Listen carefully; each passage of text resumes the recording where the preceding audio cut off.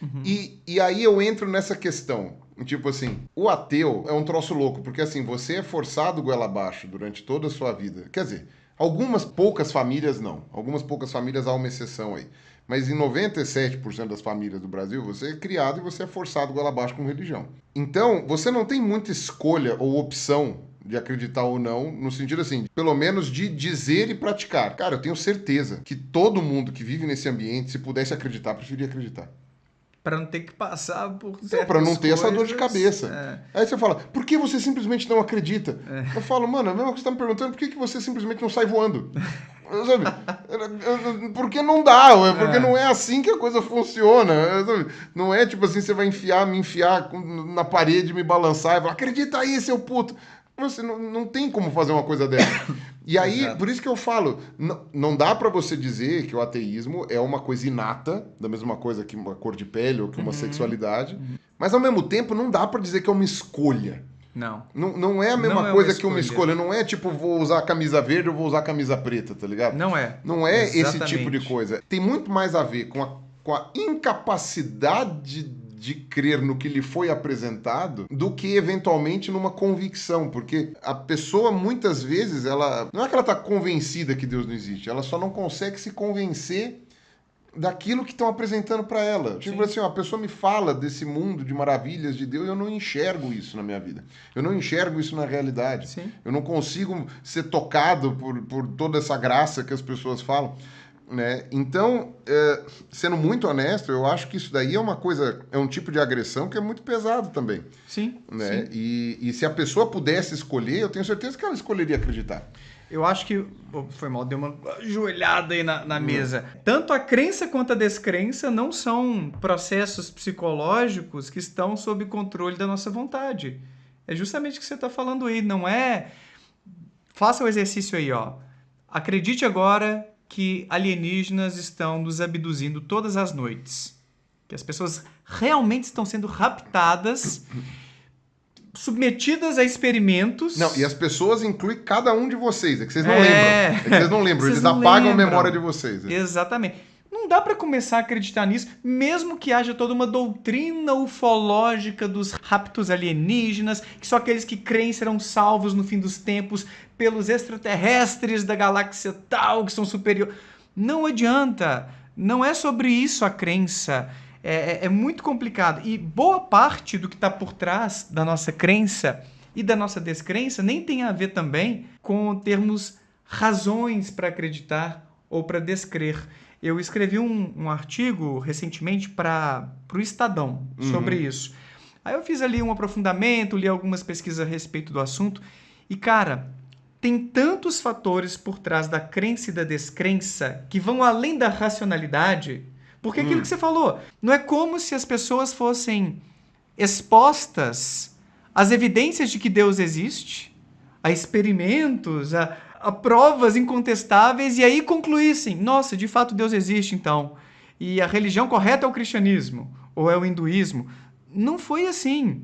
É muito mais sobre a gente ser criança e a gente ser exposto a certos ensinamentos e nosso pai e nossa mãe punir nossos pequenos desvios e recompensar quando a gente está indo no caminho certinho e, em alguma medida, a gente ir encontrando sentido. É claro, não estou dizendo que o aspecto intelectual não conte nada, Uhum.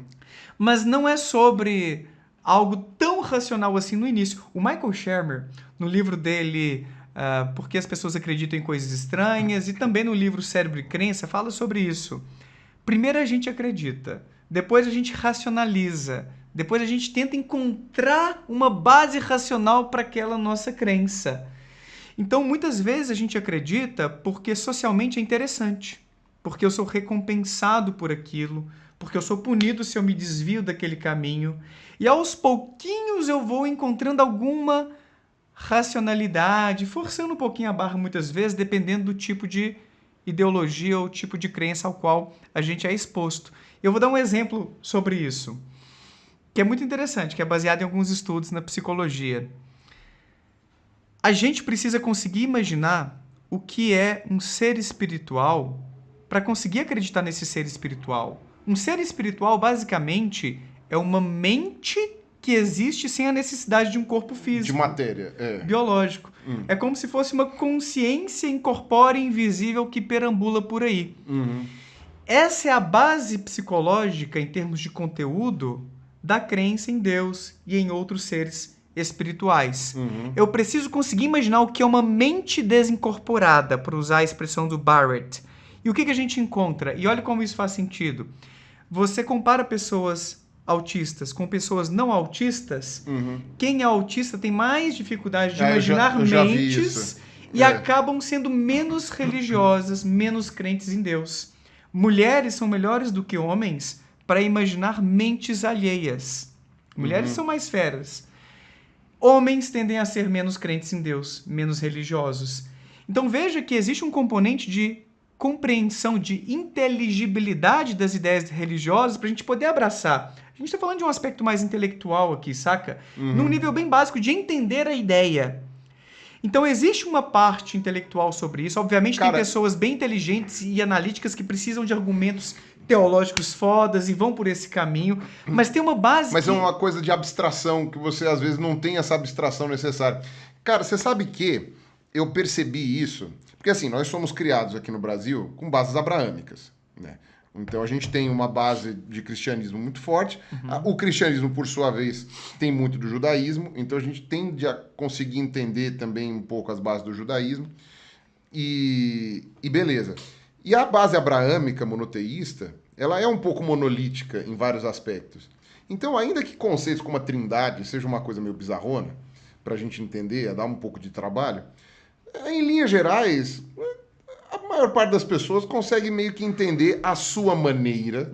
Não dá para dizer que todo mundo entende do mesmo jeito, mas a sua maneira a pessoa entende, tá? O Filho de Deus que veio, mas que era Deus encarnado, que fez não sei o quê, aí Deus está lá. Algumas pessoas ainda enxergam Deus como o velhinho na nuvem, mas digamos assim, que a pessoa não, Deus está em tudo. A pessoa consegue abstrair dessa forma. Cara, quando eu fui ler sobre as religiões orientais, principalmente aquelas que são menos óbvias, tipo o taoísmo. Cara, quando eu fui ler sobre essas religiões, mano, você tem que ler. Aí você tem que ler de novo. Aí depois de 2 dias você já não lembra mais. Aí você vai, porque são conceitos tão diferentes da lógica monoteísta padrão, que, cara, ou você é apresentado a isso desde criança, que é o que acontece com a gente, com relação ao abrahamanismo, né, ao monoteísmo abraâmico, ou você tem que estudar muito para conseguir entender. Entendeu? O próprio budismo também é uma coisa muito complexa, mas o budismo eu nem vou colocar aqui porque tem esse lance de que talvez uns não acreditem em Deus e tal. Colocar o Tao mesmo, porque o taoísmo tem algo como se fosse uma força superior, mas é de uma maneira tão diferente, tão distinta, que a minha suspeita sempre é de que quando a pessoa fala que entendeu o taoísmo, eu acho que essa pessoa está se enganando. Tipo a física quântica. Ela não entendeu direito o taoísmo, né? Porque a gente não é ensinado a ter esse nível de abstração. Então eu achei interessante isso que você falou, porque eu tinha tido essa noção quando eu vi esse lance das religiões orientais, e eu tinha percebido essa minha dificuldade, e eu falei, cara, é porque são conceitos muito alienígenas pra gente, do ponto de vista religioso.